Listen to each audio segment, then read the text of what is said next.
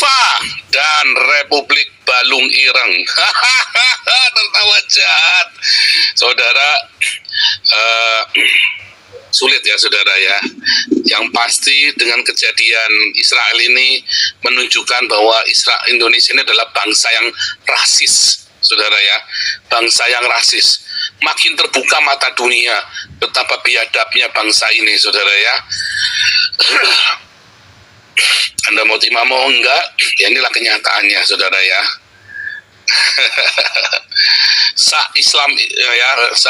Islam itu ya, negara Qatar itu kan Islam, tapi tetap mengizinkan Israel ada di sana, saudara.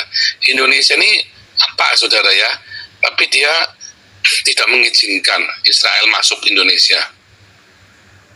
Padahal alasannya adalah apa, saudara? Al-Quran kan, si NU ini kan. Masa kita mau membantai isi Al-Quran, kan geblek ini.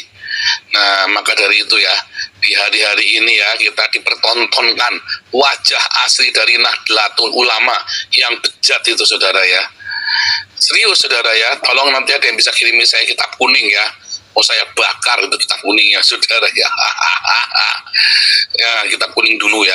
Karena ternyata sumbernya itu adalah kitab kuning ya. Si Kapolri itu ngawur ya, Kapolrinya ya.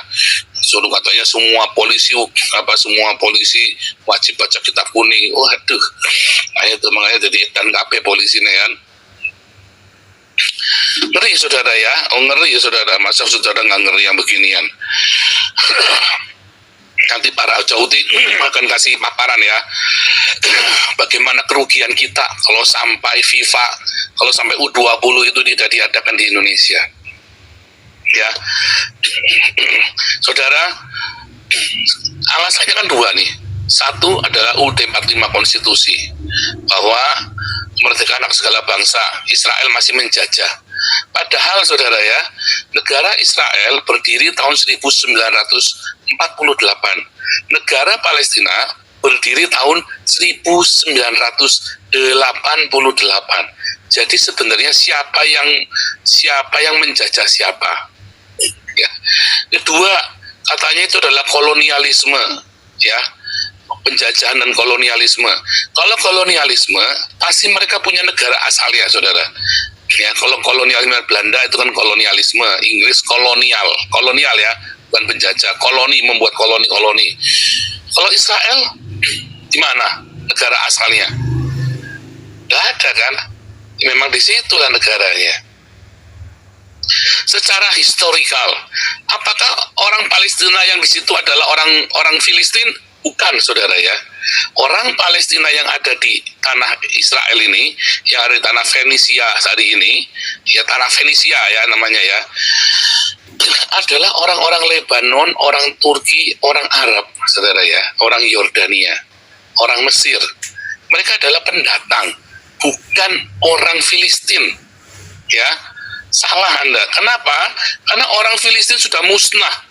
Tahun 700 sebelum Masehi sudah habis bersama dengan keturunan Ismail.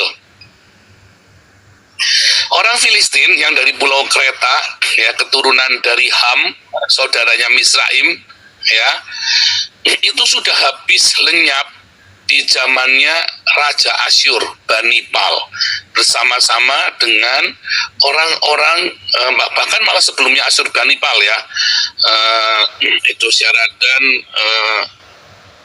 Ben Hadad ya, Ben Hadad itu Raja Aram ya, sebentar ya, itu Syaradan Asyur Bani Pal, kayaknya Asyur Bani Pal ya, zamannya Asyur Bani Pal, saudara, bener ya. Itu orang-orang Ismail, 10 suku Israel, orang-orang Filistin habis lenyap, saudara, sudah dibuang. Bahkan tahun 530 orang Ismail digenosida, sisa-sisa orang Ismail yang ada di sepanjang pegunungan Petra itu habis digenosida, saudara.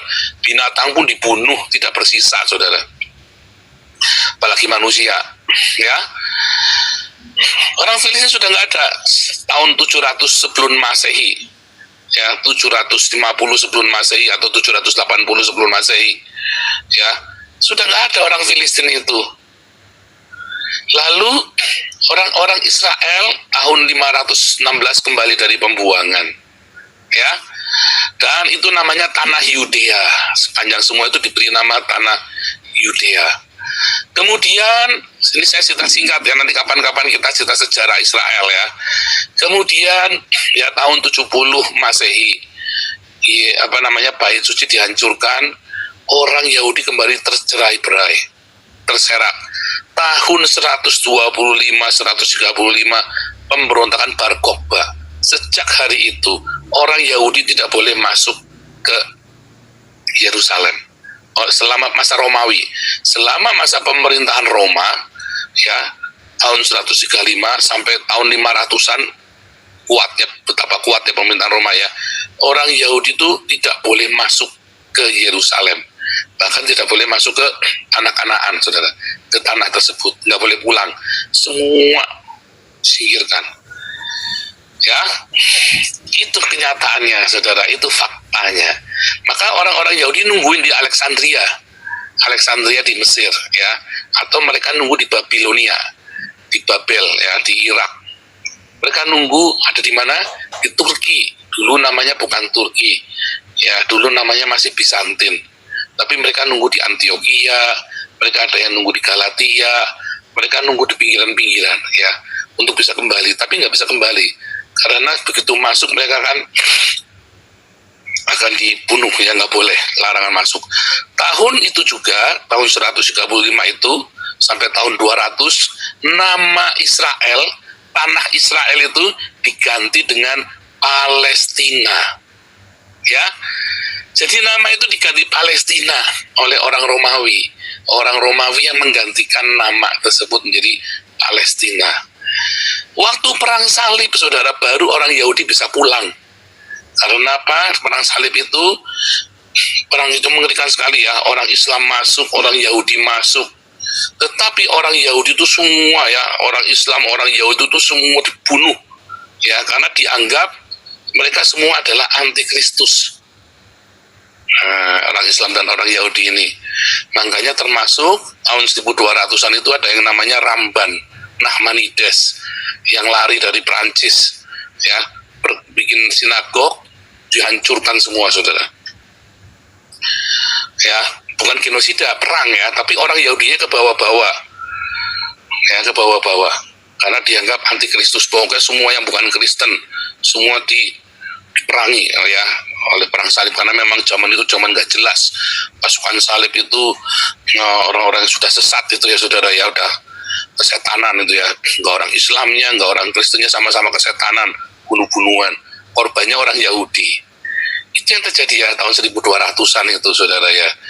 Nah kemudian karena melihat perang salib itu tidak berguna, ditinggal ya sama orang-orang Eropa, nggak mau ngurusin lagi.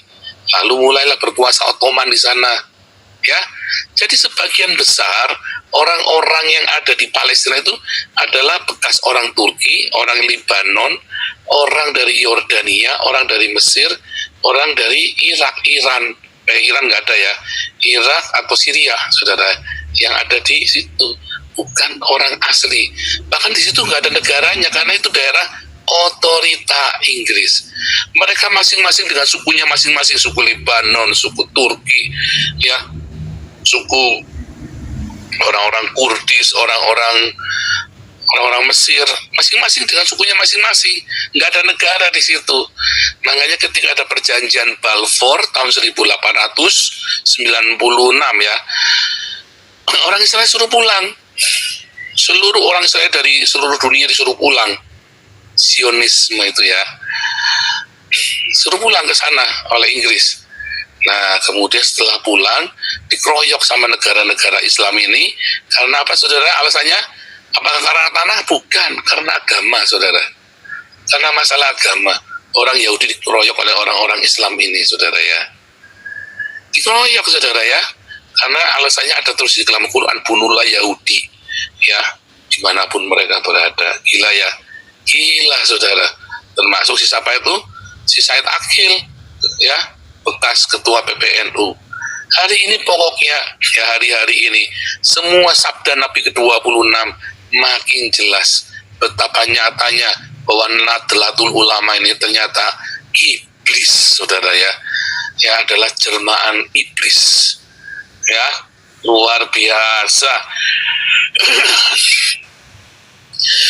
Ngeri ya saudara ya, waktu Israel itu dikeroyok oleh berapa negara tuh ya, 7 negara kalau nggak salah ya, apa 5 negara ya, saya lupa ya, Mesir, Yordania, Arab Saudi, Palestina itu sendiri, sama Syria, 5 negara saudara, dikeroyok 5 negara menang saudara, bayangin, dikeroyok 5 negara menang, maka semua tanah itu yang tadinya cuman sebagian kecil saja dikuasai semua seluruh Israel itu, bahkan kelebihan dataran tinggi Golan, ya, dataran tinggi Golan, ya, dan Hebron. Tapi itu pun akhirnya dikembalikan, ya kan, dikembalikan ke Yordania dan dikembalikan kepada Mesir.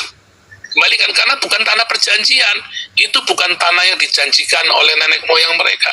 Dikembalikan tanahnya, mereka ambil tanah apa yang tertulis di dalam tanah kitab suci mereka. Itulah akta perjanjiannya saudara ya, akta perjanjiannya itu. Ya, supaya saudara ngerti sejarahnya. Kemudian lahirlah itu PLO ya, Palestina Liberty organisasi itu ya, Liberation Organization Palestina, bukan Papua Liberation Organization, bukan PLO ya, PLO Palestine Liberation Organization, bukan itu ya, bukan Papua Liberation Organisasi, bukan ya, bukan organisasi Papua Merdeka, bukan, tapi PLO. Nah, PLO ini ada 2, Hamas sama Fatah. Ya, Fatah ini orang-orang berpendidikan, saudara ya, politik. Hamas ini orang-orang gila. Kalau Fatah ini mungkin mereka orang-orang yang menuntut supaya mereka punya hak hidup yang sama. Dan itu sudah diberikan sebetulnya.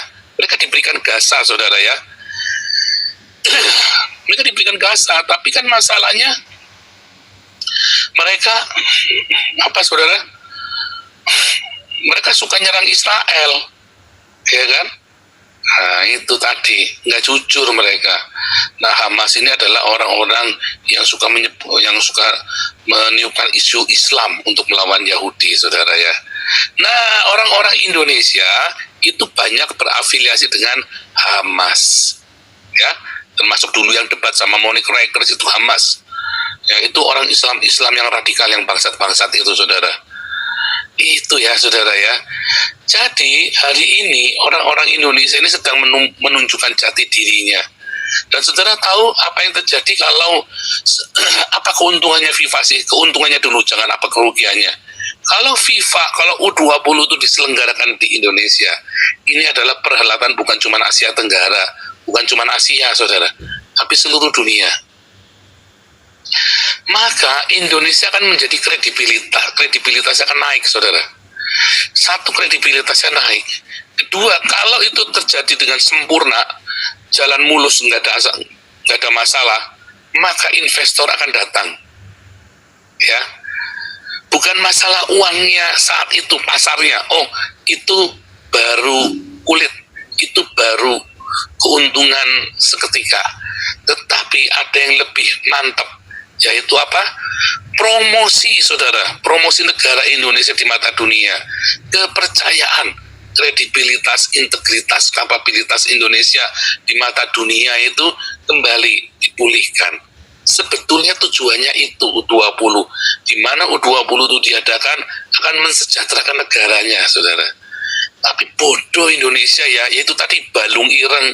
Orang-orang itu kalau beragama balungnya ireng, saudara ya. Rata-rata orang beragama balungnya ireng. Percaya saya, saudara, sejak saya meninggalkan agama, ya, saya selalu beruntung, hokinya banyak.